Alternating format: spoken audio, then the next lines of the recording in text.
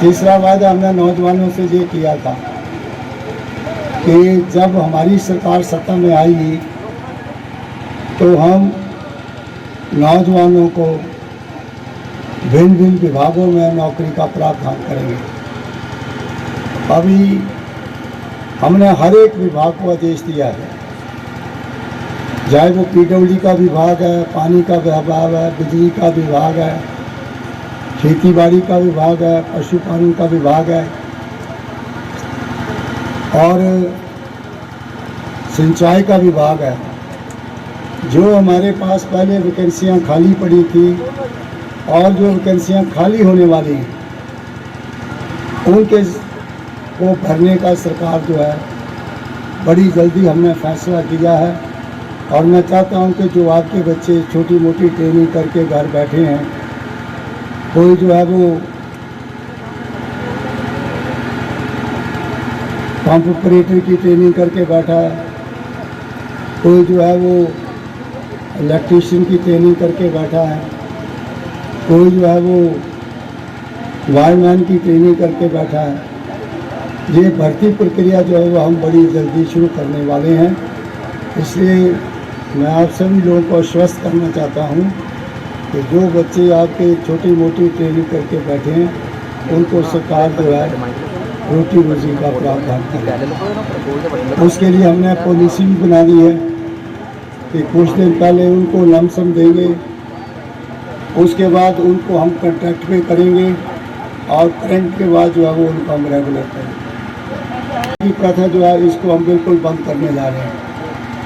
कोई भी बच्चा जो है वो ठेकेदारी के ऊपर काम नहीं करे, क्योंकि सारी उम्र वो ठेकेदारी के साथ जाएगा और जब उसकी उम्र हो जाएगी तो वो बेचारा किसी तरफ का नहीं जाएगा, ना तो सरकारी नौकरी कर सकता है, ना किसी दूसरे विभाग में जा सकता है। इसके लिए भी हमने जो है वो HRTC में जो है वो काफ़ी पोस्टर निकालने जा रहे हैं और जो इरिगेशन पब्लिक हेल्थ डिपार्टमेंट है जिसको अब जो है वो जल जीवन मिशन का नाम दिया गया है, उसमें लगभग 3000 पोस्टर जो है वो हम हर एक विधानसभा क्षेत्र में 100 150 300 पोस्ट जो है वो हम निकालने जा रहे हैं, उसकी भर्ती करने आ रहे हैं।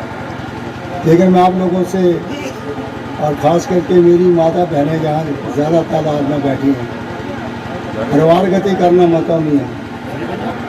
जो अपनी जो आने वाला वर्ष है उसमें बहुत सी घोषणाएं की और जब हम चुनावों में आए थे तो उस वक्त हमने आपको 10 गारंटियां दी थी और उस 10 गारंटियों में सबसे पहली गारंटी हमारी ये थी कि जो हमारे सरकारी कर्मचारी हैं जो 30 वर्ष की सेवा काल पूरा करते हैं उसके बाद उनको पेंशन का प्रावधान है। 2003 में श्री लाल बहादुर शास्त्री थे, वो कहते हैं कि एक दिन का अनाज बचाइए। और आपको पता है कि उस वक्त हम जवान थे, हमको रात को बहुत भूख लगती थी, 2-4 आदमी मेरे साथ होते थे तो मैं अपनी बहन के घर में रात को जाता था खाना करने के लिए, वो भी चोरी से बनाते थे क्योंकि सारा प्रतिबंध होता था कि कोई अनाज नहीं बना सकता। तो आप लगाइए उस वक्त क्या हालत थी देश की, किन परिस्थितियों में हम लोग रहे। और उसके बाद स्टार की मैं आपको बात बताना चाहता हूँ कि हमारा एक दोस्त था मिस्टर नेगी, उसकी शादी को मैं दिल्ली गया और दिल्ली बार जो थी वो पुलिस का पहरा लगा हुआ था। मैंने कहा कोई जहाँ बड़ा VIP आ रहा होगा इस शादी में, तो मैं एक से पूछा भाई आप क्यों खड़े हो इतने लोग, कोई प्राइम मिनिस्टर आ रहा है?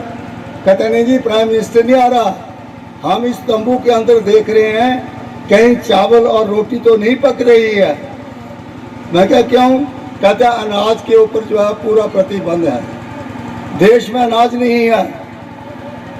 तो हम जब खाना खाने गए तो उन्होंने कोई 12 आइटमें बनाई हुई थी, जिस आइटम को हम उठाएं उसी में आलू, अगर टिक्कियाँ खाइए तो आलू, जे खट्टे खाइए तो आलू, जे मीठे खाइए तो आलू, आलू आलू खाते रहे 2 दिन सही से रहा।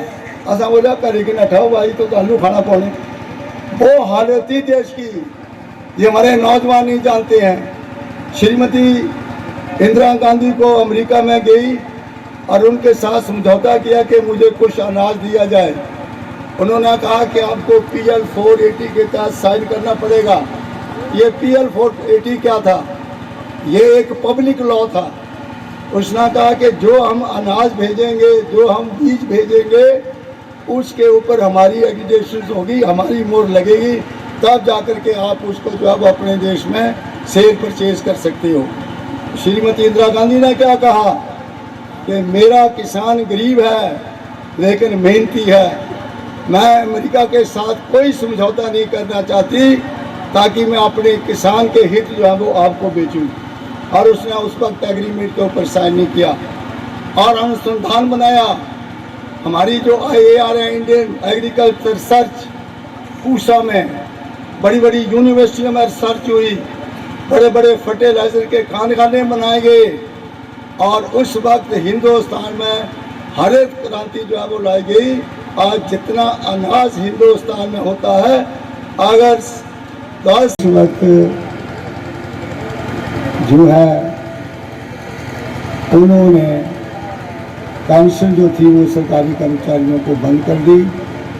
और उस वक्त कंट्रीब्यूटरी पेंशन कि कुछ पैसा सरकारी कर्मचारी जमा कराएंगे और कुछ पैसा जो है वो सरकार देगी, उसके आधार के ऊपर जो है वो पेंशन जो है वो दी जाएगी। और किसान जो हमारे खास करके जो सरकारी कर्मचारी थे वो इस प्रणाली से खुश नहीं थे। और हमारी सरकार ने उस वक्त उनसे हमने वादा किया था कि जब हमारी सरकार सत्ता में आएगी तो हम पुरानी पेंशन जो है वो बहाल करेंगे। और वो पेंशन हमने बहाल की है। और उससे बहुत से हमारे सरकारी कर्मचारी जो हैं उनको पुरानी पेंशन जो मिलती थी उसी के आधार के ऊपर अब उनको रिटायरमेंट के बाद जो है वो पुरानी पेंशन के आधार से। उस वक्त हमने महिलाओं से भी एक वादा किया था कि जब हमारी सरकार सत्ता में आएगी तो हम महिलाओं के जो अकाउंट में उनमें 1500 रुपया जो है वो हम जो है वो आपको भेजेंगे। और आज हमारी सरकार ने जो हमारी महिलाएं हिमाचल प्रदेश में हैं उसमें जो सुपात्र महिलाएं हैं वो लगभग जो है वो 10,08,025 हैं। और उसकी पहली किस्त जो है वो हमने इस बजट में 2,35,000 महिलाओं के खाते में हम 1500 रुपया जो है वो पहली किस्त के रूप में जो भेजना शुरू कर देंगे। उसके बाद अगली किस्त आएगी, उसके बाद अगली इस प्रकार से हम जो है वो लगभग 10,08,025 महिलाओं को 1500 रुपया पेंशन का प्रावधान जो है वो करेंगे और उनके खाते में जो है वो पेंशन जाएगी।